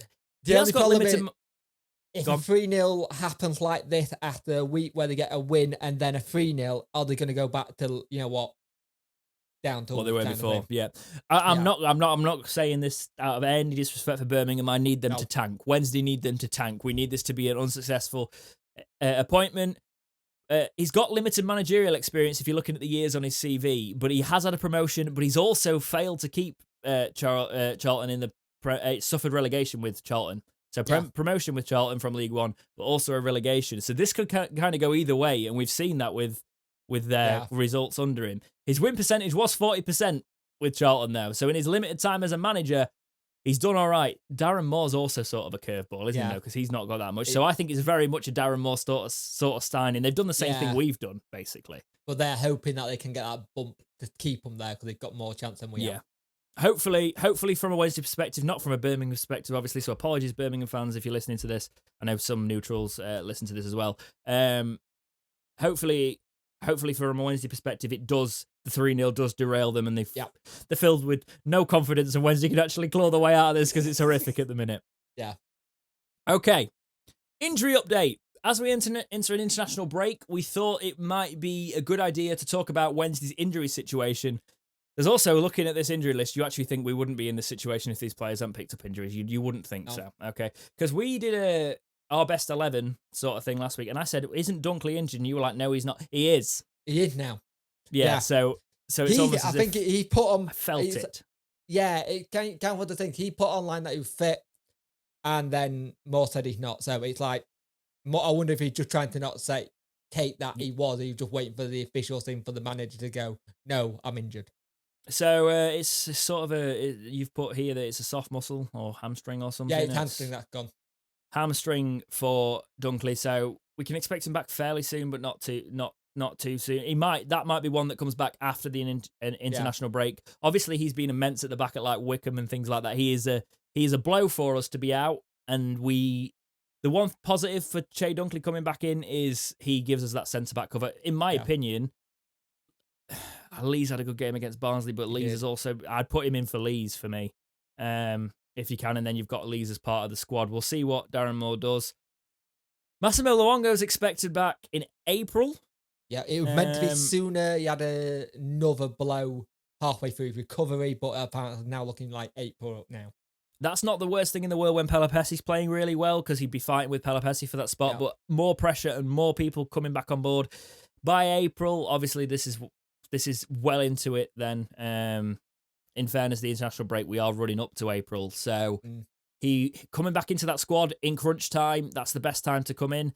Juice Van Aken's expected back late March. I expect to not see him utilised that much, though, because he is off. Okay. Yeah, he said he's going. And I think at this point, if he doesn't need to use him, Moore won't use him. Shaw was not in the squad today. No, he wasn't, was he? And he's off, and that was something that was quite telling because he has been in and around the squads. But I think with the win at Barnsley, we might not see Shaw in the squad again. He chose youth players as well. He chose other young academy players over Shaw today, so that's an interesting sign. Moses Adebayo expected back April, so that's more fullback options. Hopefully he comes back and he's the Adebayo that he was just before he got injured rather than the Adebayo he was earlier in the season because he had a mistake in him and a penalty giveaway in him. But coming back for that fight in April could be a good one. We don't know when Cameron Dawson's coming back, but I'd care about Westwood coming back more. Yeah, obviously we can add Westwood to this now because when we wrote this, Westwood wasn't there. Westwood, hopefully, unless he severely injured his ribs when he played in against Huddersfield, unless he's actually seriously set back his injury, we possibly will see him back after the international break. So that is a positive, a definite positive. Because he can play football. He can be a goalkeeper that doesn't fill me with absolute terror. So that'd be nice to see. And then we've got Dominic Iorfa, who is expected back in pre-season. And I want to look at... Technically Hutch as well, but we don't know what's going on there. Yeah, Hutch could have started. I think Hutch is one they're just going to let it... It was going to be a last-minute thing if it was done, but I think they made the right decision by letting him just wait it out. And just see what he's like after the international break. Yeah, so he's not played. I think that's a sensible thing. We managed to get the win as well. So Hutchinson should be back after the international break, hopefully, and that'll be good. What I want to talk about here is look at that injury list, and I just look at Dominic Iorfa, just stands out like expected back pre-season. surely we would not be in this position No. with him in that defence. We wouldn't. Che Dunkley and Domi Orford, the way they play, They would be ideal. I hope we get to see them, but I don't think we will. well, Sadly. I think Dominic Orford will come back for us for pre-season. That another club will be scouting him, assess his fitness, and be like, "We'll have a bit of that." Yeah. And we could get quite a bit of cash. I think we only got him for 200k. Yeah, I reckon we'll probably get about 2 mil for him, which is vastly under what he's worth. If you look at going out on a free on his day, but it is better than him going for free. He could be one that helps us build a squad. What an absolute dude would he be if he actually played in that league? But if you think about it, Domi Orford was only coming into our consciousness this season, really, because before we were like he was an unproven. I know a couple of Wolves fans quite well. They said he was highly rated, but they didn't obviously see enough. But also remember, I always say this when it comes to contract. It's similar with Westwood. He admitted he's just about to have another kid soon. I offered just become a dad for the first time. Sometimes situations where they like to stay where they are just to have a bit of community, the support kind of thing. You don't know what he built up around Sheffield that his support is for him. Definitely. So for him, it could be, you know what, my missus is happy here. I've got a little and I don't really want to move house right now. I'll just stay and carry on. Yeah, I think sometimes stuff going on off the pitch can sometimes change how it is. And let's see if that's the case, because I would love him to stay. And he's obviously doesn't need to sign a contract because he's in contract, which is thank God he's not going on a free. But it could be one that's off, but we'll see what happens. We're going to skip the task we've got ahead of us because there's a bit of positivity today. We don't want to talk about this. We already briefly talked about the points facing us and the fact that we've got to claw our way out of this. We all know the situation. The Rotherham game's in hand. If they actually find a run, that's going to be an issue for us. But let's get to your guys' say and get to the community topics. Love this part. As always, if you don't know what this part is, you can go over to the community tab every week. You just click my channel and go across. There's little tabs and you click community. So dexterity box, click the name, click community. That's where I post all this. Just check that every couple of times a week, and I usually post it a couple of days before the podcast goes out because I usually forget and go, "Oh, can you get your?" To be fair, I've only recently got that feature, and I keep forgetting it's there. I think I've used it 3 times, and then I go, "Oh yeah, there's that." Well, I don't spam it. I genuinely use it for. I don't. If you want to follow me like for my spam, follow my Twitter because that's when I talk about everything. But my community tab is stuff directly involving how you guys can get involved. Yeah. So the first one is from Captain Nat, a regular in the community tab and the streams. Is there another team that you watch out for or their results? Well, watch out for their results. Go on. Celtic.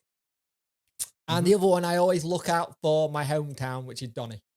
I always check out what they're doing because I've got Donny mates and it's always good to have a bit of banter and see what they're doing. And if that happens next year and they're still in League One or something, I do look out for them because I've got Donny mates. And sometimes I am a Sheffield Wednesday fan, but I grew up in Donny.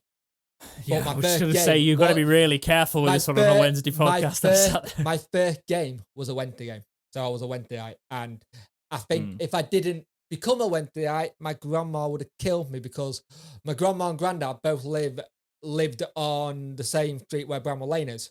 And they both lived at opposite end, but they never knew each other properly. And then they got to 16, knew each other. And I remember getting told, saying, there's only one team you're supporting, and that's Sheffield Wednesday. If you wear that other side, I am going to disown you. No, that's a good So one. I was scared of my grandma. She had a walking stick. So that's all you need to know. Well, no, that's an interesting side. For me, it's my best mate's a Liverpool fan, so I always keep an eye out for Liverpool because we always talk about football.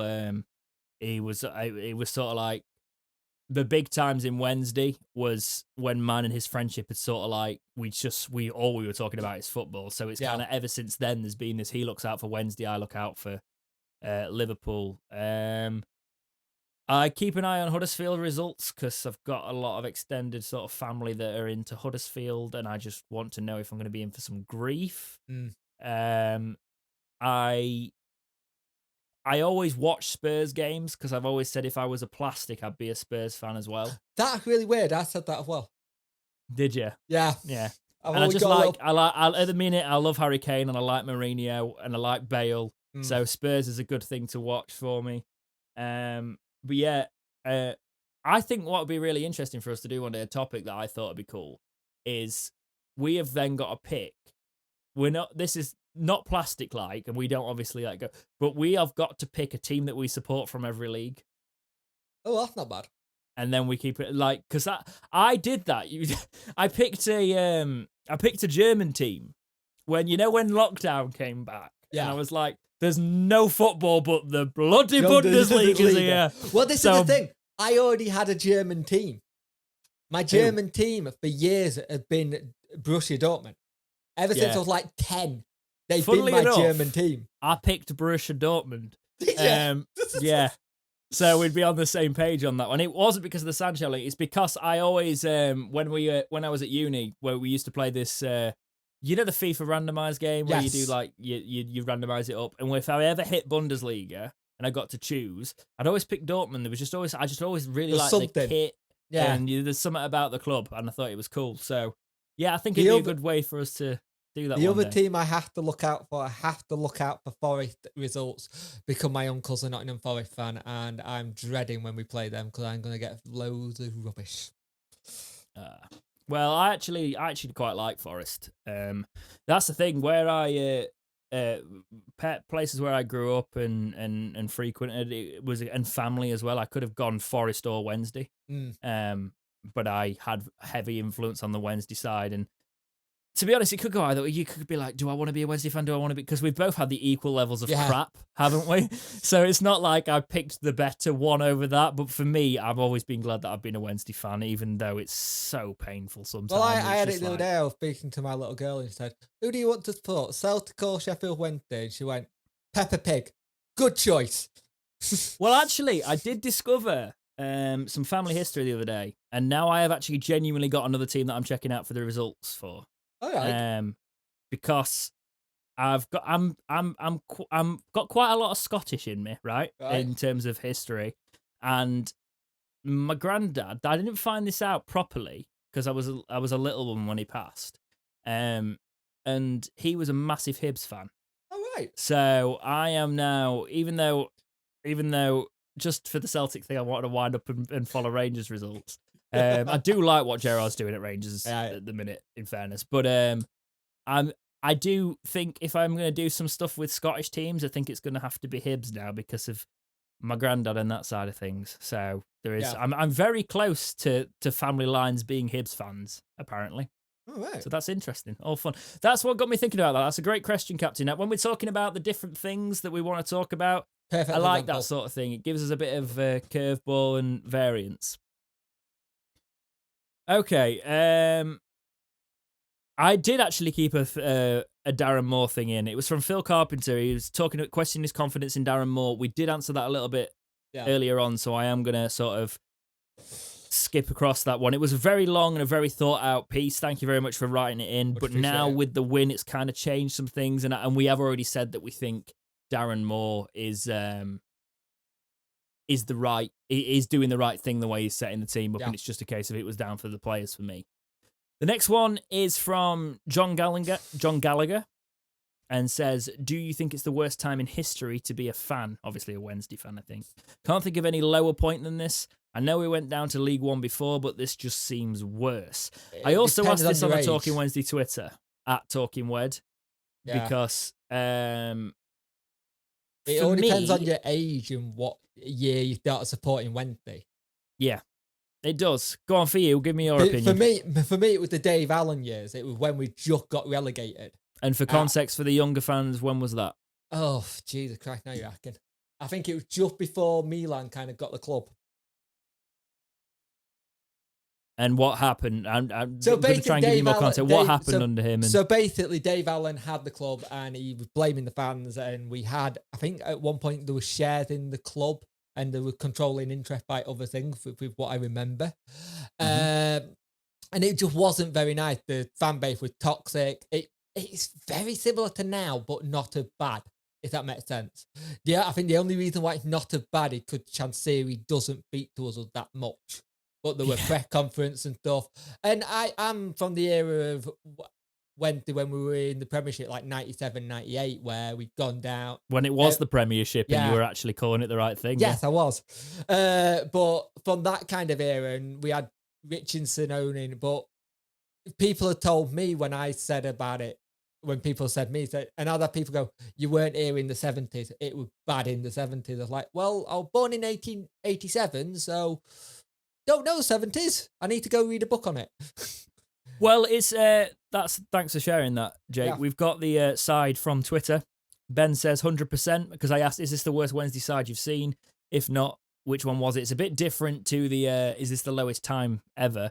But in terms of the team, Ben says 100%. I see no heart, no fight, no desire, no creativity. I would love to see the amount of touches our keepers have had this season. Wouldn't be surprising if it's more than our entire outfield squad put together. Another Ben. So we had Ben Brown there. Now we've got Ben Goddard. I don't think so on paper, but it's the weakest for mental strength and graft for me. That's a good one. Yeah. Yeah, I agree with that. Christian Adams says 2002-03 was bad, but they gave a lot more effort than these lot currently. For me, until today, because I've got that little bit of adrenaline because we recorded this just after the Barnsley one, as we said. For me, it's the most disconnected I've felt in a long time to the club. Yeah. And I'm covering it every week. You know, we're talking about it every week. So I would still watch the football, but I think this is a time where I'd be able to take a step back from football normally. If I wasn't doing the Talking Wednesday podcast and we weren't obviously so involved in it, it would be a nice point to be able to just go, you know what? I'm not having to pay my money at the minute because there's all this. I'm not having to go and put up with it. We're locked in. I'm not doing this to myself, and part of being in it, I always say that, and then come match day, I'm there. That's the issue with me, right? And I think that's a lot of Wednesday fans, and that's what a lot of us feel. But yes, I've never felt as disconnected as this. I was younger when we got relegated, though. So what year what season was that? Was that when Palace relegated us? I remember that. I was sat on the stairs at an old place we rented. I was like, oh, for God's sake. I do also remember how close that was, though. And I also remember us feeling there was a bit more fight there. Yeah. Right? And we're talking Darren Perth days, aren't we? Yeah. Yeah. Yeah. If you think my sort of start of a Wednesday fan was just before it was the season before or the season running into the playoff final. Yeah. Cardiff. So I've seen us being relegated. I sort of was chucked in at the deep end as a Wednesday fan, as this is the crap and this is what you've got, right? And I didn't care because I was a kid and I was growing up and it was all that. But for me now, yes, it is, because it's also a case of it's a land of broken promises. My only hope is after this international break we can come back round and show me some passion. There is positive signs in there. I've got to look at that side as well. And Barry Bannon is one of them. He was screaming off the ball. He screams off the ball in after 3 minutes because he's so frustrated that the club are in this position. He's like, we're not even disadvantaged in the match, and he's screaming at people and he's screaming at the ref. And you can tell how there is players in there that make it seem like, yes, I'm not fully disconnected from it, but I have felt very detached from the overall sort of vibe of the club, and the fact that there was until Westwood spoke out, there was a reluctance to talk about even the potential of a drop, and all these fans have been left in limbo. And I feel like that is something from the as we said last week, from these supporter group things, and I think they were disappointed in themselves in the response they got.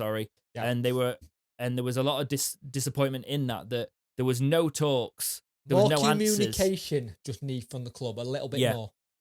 Look, we are in a very... I know it's very case of saying we'll talk about that when it happens, but it would help us to know that we are going to be in a positive position when we drop, rather than us speculating on it. Yeah. Okay, so that... I do feel that. Thanks for bringing that up, John. Obviously, we're on a high, and now we've gone back down to the disconnected low, but yeah, it has felt like that recently. Big topic, this one as well. The big topic from the community tab. It's from Luke Barron.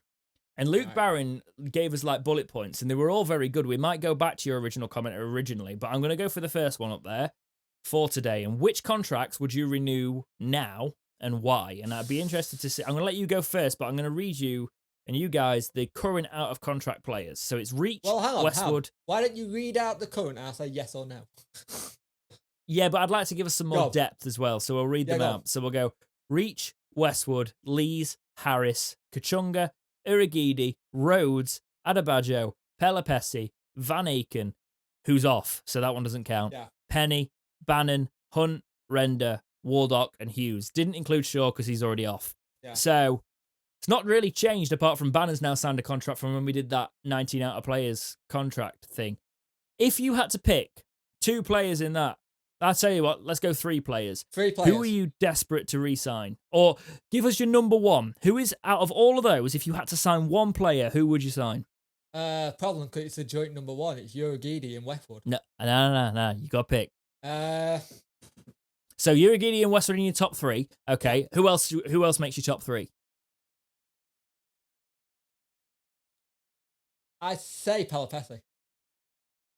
Right. That's big call considering there's the likes of Reach, Harris, Rhodes on there. Kachunga, obviously. Interesting. So who makes you number 1? Urigidi. Okay. I think there's a talent there that we need to keep an eye on, and if we tie down to a good contract, like we said in the past, if he goes down to League One, we could make some money on him. And I don't like the idea of selling players, but we don't do it. And we need to start running the club how a football club should be run. That there's a talent there. You put a good contract. So when a Premiership team does come, you go, hi, here's the player we want. By the way, there's a 15% sell-on fee if he does really well. And if he goes to like Manchester United, not saying that he would, but you know what I mean? Yeah. In a business sense. Westwood and then Pelupessy. Okay, so for me, my top 3. Hard. It is, because I really want to put Rhodes in there with his recent form in League One. So do I. It's a hard. Okay, I'll give you my top 3. Go on. For me, the top 1 is Westwood, Right. because of what he brings for our defence. Yep. Even though I can see very, very valid arguments, and so much of me wants to put Irigidi at the top. Irigidi's second, but a very close second. Yeah. Because Irigidi is one of those that I like.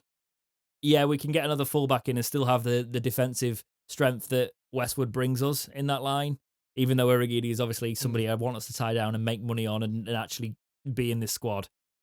And then, is it the same 3? It probably is. Is it? It's boring, isn't it? But I don't want to do it just for the sake of like being like, oh, well, it's got to be different, because it doesn't have to be different, because if it's on there. Because the thing I got is Reach, yes, he's a because good I'm looking player. at money as well here, by the way. I'm looking at money. That's why, because part of me would go, well, Rhodes then. But I'm looking at money, and I'm going to go Pelupessy, because I think he'd be the quality he's got and the way he's come on, he's more essential for me. If I was looking at it and go, who would I re-sign fully? And it was money wasn't as much of an issue. The ones I'd keep would be Westwood, Harris, Kachunga, Irigidi, Rhodes, Pelupessy, and Reach. I'd let Adebayo go because his injuries. Yeah. But the ones that I realistically think we should focus on, realistically, it actually extends. The ones that I think we could actually have a hand in signing, and I think the club should work on, are Westwood, Pelupessy. Yep. Put an actual adult contract in front of Irigidi, please. Yeah. Okay. Kachunga a year. Decent, not too much money wides. Harris the same, but if Harris is on too much, he can go. Yep. And then if you can reduce Rhodes' wages, we've seen him coming on form. League One, he'd rip it apart, that link up with Bannon. I really want to see it. I don't think I'll see it. See if you can get a reduced deal for Rhodes. The Rhodes one will be interesting because you're showing that Moore does like him a lot. And it kind of one of those things, if you can turn around and say, look, it could be a case we turn around and say, look, you're going to play 13 football, you're going to play. That's something he's not done in age. He might I'm foreseeing the comments going, Rhodes has only just got good, and I get that, right? Yeah. It's funny that I get grief for not putting Rhodes in my sides and things like that I suggest. When up until this season, I was the one banging the drum for Rhodes and getting told he's finished. Yeah. Right. So we're probably going to get the other end of that now. But yeah, if you can get him on a reduced term, I very much see that side of it as well, Jake. Tell him he's going to play, make him feel special, because he can be a special poacher. And a year in League One, he could get us back out of it with his goals. God, yeah. Especially with Bannon being around. And again, it's another one to think we don't know what things are like family-wise. Yeah. You got to remember when some footballers, you may not want them to sign, but they sign because the kids are set off where they are. They don't want to be away from the family. This world we're in as well is going to change a lot. Yeah. In a weird way. Because yes, they're going to be able to still jet off places and do all of that. But there's players that have set down roots when they weren't planning on it. There's players that are going to realise that importance with their family and not having to there's going to be a lot of that in it. And there's also going to be a lot of clubs that can't afford the deals that they want. Yeah. A lot of football now is going to be changed with how much they can do. There's already talks of some clubs putting themselves a virtual salary cap in so they know what they're doing. It'd be a good way forward. It'd be a good way to... It's in a lot of ways, this lockdown period has made a lot of people realise what is important and also realise where they've got a lot of holes in their life. And that's been really bad for some people. And I see that side of it. But it's taken a lot of people time to step back and reflect on going, well, how reliant was I on all of these things? If now, obviously people's mental states in different situations and things like that. I've got friends who were so reliant on their social scene and they realised how much just going and sitting in a pub was them, it made up so much of what they are and it's a case of it's been hard to see people realise that they want more and they've got to look for more, and I know a lot of people who sat down and gone, that's how much I'm spending. Now they have a savings account because that's the positives. That's the positive side of it. Yeah. The negative side of it is obviously people realize that actually, no, that's why I want to spend my life. I want to do this. And that was me. And you've taken away what was me. But there is the side of it that people go, oh, I was sitting still a little bit, And I'm kind of in the middle on that one. I was kind of reeling my way away from the social side of things anyway and focusing on stuff anyway. But part of it is got actually, no, do you know what? I actually want to go out and do some more stuff because there's a lot of, when you're told you can't go and travel and do things like that, I'm like, you want to go do it. Yeah. It's not in the childish way, but in the fact that I was I've worked hard to this point to be once I finished uni and stuff, I wasn't a party kid at uni. I wanted to go and do To stuff be fair, afterwards. I'm really thankful that we bought our house in 2019 and not 2020. We were close to having a 2020 completion. I was like, I am so glad we had this then because it would have been a nightmare. No, and a lot of people have found themselves in that as well. This is also another good way of saying just if you are in one of those situations, I hope you've had time to think. But also, if you feel like you've achieved nothing in lockdown, that lockdown was probably just not suited to your lifestyle. For us, I don't feel like... You don't have to have been able to bake the best bread ever. If your lockdown has been bad and you've not... You don't have to have... We have started a podcast, but you don't have to have started a podcast or things like that. We've done that out of it's a case of... I still feel like I could have done a lot more, and I get at myself for that. I'm like, you could have done this. You could have not just done, because I'm working on some music at the minute. I was like, you could have done more. You could have done this. You could have done that. And I'm like, well, I couldn't actually because I rely on things that I haven't currently got available in restrictions. But you've got it. I still feel like I could have pushed myself more, and I think a lot of people are feeling that. And just don't be so hard on yourselves. But thank you, Luke Barron, for a contract. Talk about contracts, bringing us on to the world and life. And that is it for the Wednesday portion of this show. Now, this is a pilot for something brand new. Okay, so over the summer, there's Talking Wednesday might go bi-weekly, depending on what it is. And what we might do is we might do an episode a week or every couple of... Because it's a short tournament, so it'll probably be weekly. If you're not English, I apologise. We are both. Obviously, I've got sentiment for Scotland and things like that. But if it comes down to it, I'm sorry, I'm taking the English side. Sorry, half of my family. But I'll probably get a Scotland shirt though at some point. I do like Scotland's kits. There is something about Scotland's nice, kit. Yeah, they are. I'd also be eligible to play for Scotland, so that's a point. So I've got that if England crash out of the groups. No, I'm joking. I'm not going to So you are the Liam Palmer of the podcast. Pretty much. So, no. Obviously, this is England through and through. Talking England is something that we're going to try and bring into this podcast. We're tagging it to this bit because we basically want to talk to you guys about England. Okay, so Talking England will be part of this podcast in the summer. that we try out, and hopefully that's something that the English watchers or even just the neutral watchers of this podcast will like. So we wanted to talk about Gareth Southgate's 26-man England squad that is announced for the upcoming World Cup qualifiers, as obviously we're starting to get signs of who he might pick for the summer tournaments, and I think this is his last chance to look at some players. Yeah. So for goalkeepers, he's got Dean Henderson, Sam Johnson, Nick Pope. For defenders, he's got Ben Chilwell. Bill? Who's Bill? Connor Cody, Eric Dyer, Reece James, Harry Maguire, Tyrone Mings, Luke Shaw, John Stones, Kieran Trippier, and Kyle Walker. Midfielders, Jude Bellingham, which is quite a call-up. Phil Foden, Jesse Lingard returns. Mason Mount, Calvin Phillips, Declan Rice, and James Ward-Prowse. And then forwards, Dominic Calvert-Lewin, Harry Kane, Marcus Rashford, Bukayo Saka, Raheem Sterling, and Ollie Watkins. Now, Grealish is apparently injured, things like that. What about Sancho? He's the one that I see sat on it. Sancho's injured as well. He played. So, right, the big omissions from this are the players that are like the Ben Mees of the world and things like that. Premier League clubs wondering why their best English player isn't in the squad. And for me, it's because we've already got enough cover. Yeah.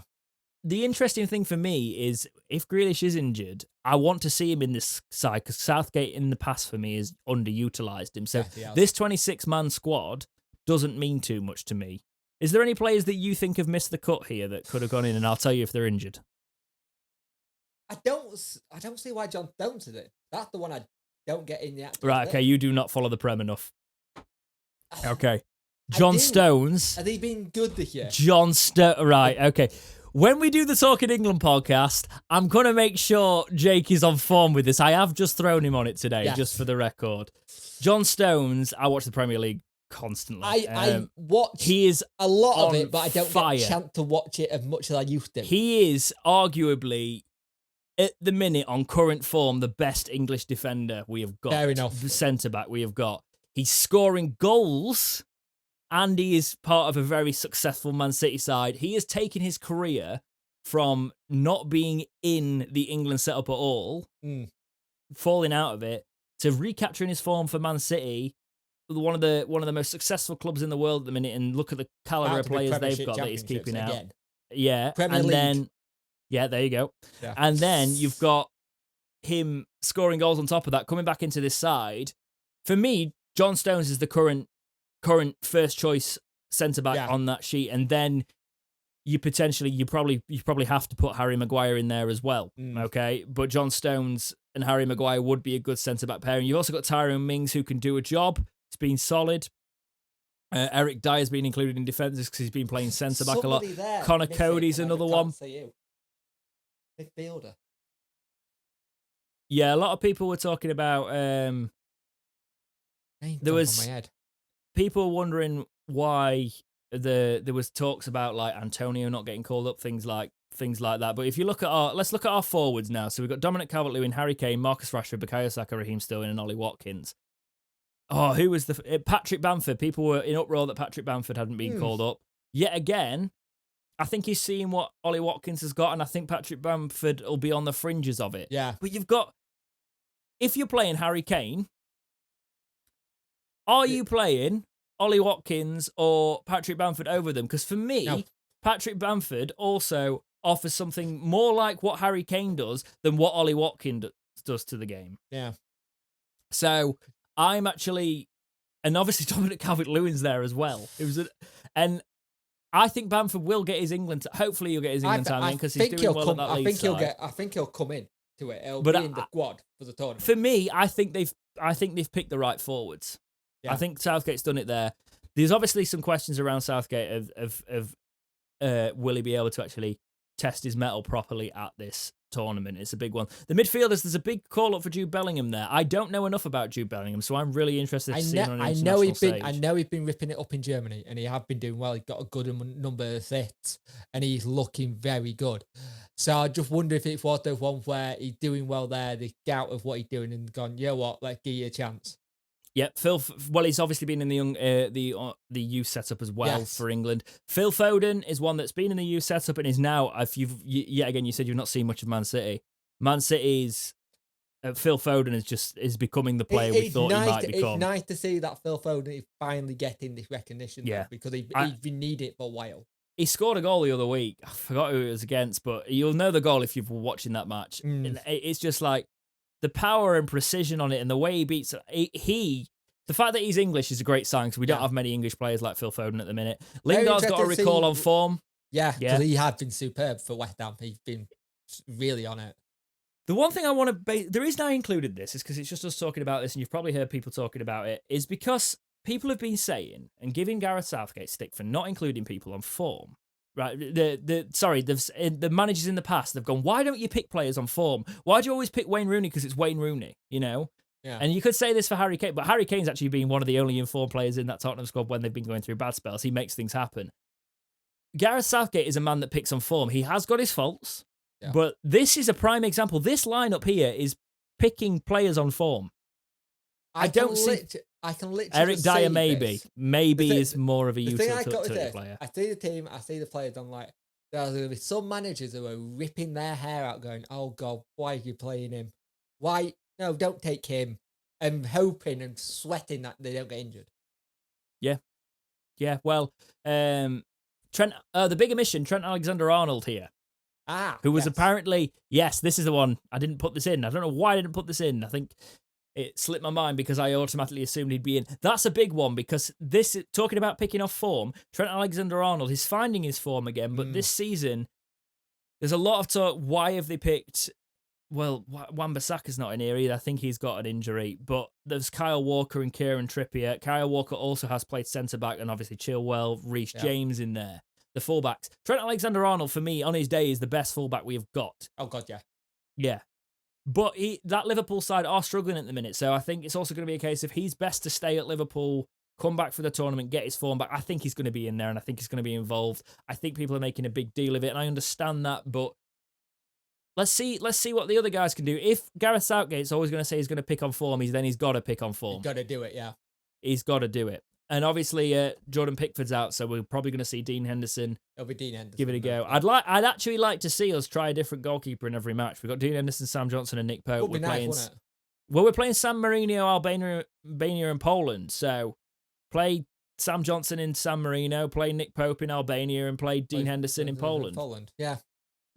Because if you look at Dean Henderson's got a better percentage in terms of shot stopping, and we're probably going to face the most difficulty against Poland.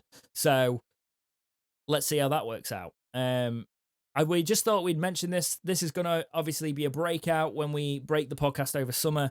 We'll probably make a Talking England focus one. We'll see how we want to do that. Hopefully you guys like that sort of thing. Jake's going to make sure he's up to date on all of it. He will be then. I just sprung this on him at the last minute because the England squad was announced in the week. And we're going into an international break, and there's not going to be too much to talk about. And I will say this now, if we do any England kind of like games and stuff, expect a hell of a lot of pronouncements wrong by me. Yep, exactly. And also expect us probably, if it's a summer of football, there's a chance I'm going to be merry through everything we do. Because when the summer comes out, it's that time. So yeah, that is it for this week's Talking Wednesday podcast. It was a long one. I didn't mean for it to be a long one, and I've not even cooked my dinner yet, so we obviously recorded this in an evening, so we're gonna have to go and do that myself. But any last things to say, my friend? Just be happy we got a win. When didn't ruin our weekend, which is nice, and we go into an international break with a positive. You've got over a week of Wednesday having won their last match, so take it, run with it, joyful and merry, and just have fun with it. Just take care of yourselves, guys. Yeah, that was we're on a high with it. But there is obviously turbulent times to come for Wednesday. We will see how all that plays out. But until we see you next week with no football in the middle, it's going to be very much focused on what you guys want us to talk about, as well as obviously we'll try and be creative with it. Maybe talk about England a little bit more if you like that. Make sure you definitely put that in the comments if you want us to talk about England. Yep. There's going to be there's a lot of Scottish watchers of this channel going, "What are you doing?" But we'll see what happens. But for now, guys, take care, and we will see you in the next episode of Talking Wednesday. Yeah.